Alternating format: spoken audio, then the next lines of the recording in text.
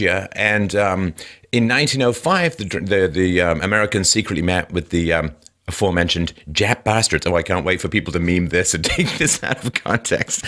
And they produced this Taft-Katsura agreement. So let's help people understand how far back skepticism towards American foreign policy benevolence goes in Japan. What was the deal with this agreement? Yeah, I mean, there's this whole thing how America does this very frequently, that we will, well, not very frequently to be fair, but any country, you'll have an agreement that will have your defense if someone comes along, but as soon as that someone comes along and that person is more important to your national interest, that agreement gets thrown into the garbage. And how are you going to enforce it? You're not really going to have the power. So Korea very much back then was a powerless, province of Japan. They recognized themselves as such, and this is something that they resent. And this is something that feeds into their contemporary aggression, because now they can say, look, in 1905, we were treated like crap, and now we're forcing all these major superpowers to dance to our tune. And they're right. They have a point. They do have the leverage, and they punch very much above their own weight in contemporary scene.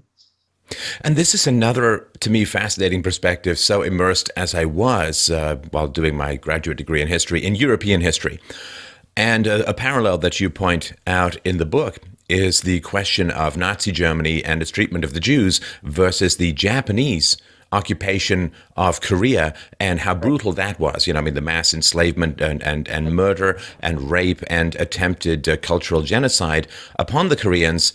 And this is something I didn't even, until I started reading for this interview, I didn't even really know that much about it. I had this vague, rape of Nanking, Japanese were cruel occupiers and so on, but I really associated that most with China.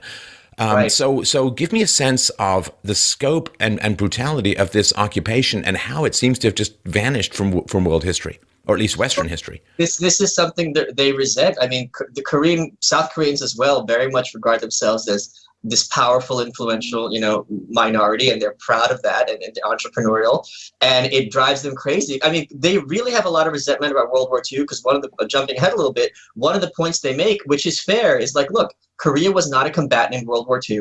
The only two countries that were separated were Germany and Korea. And why is that? That makes, from their perspective, that's completely unfair and makes no sense. And there's something to that as well. So their whole point is like, look, the West is obsessed with punishing Germany, condemning Germany for its past crimes and all that stuff. Correctly, they're not saying that that's a mistake. But their point is, why is Japan not having to genuflect, and why is Japan not having to acknowledge and kind of live with this enormous guilt for what they did simply because the emperor was deposed? I mean, it's absurd.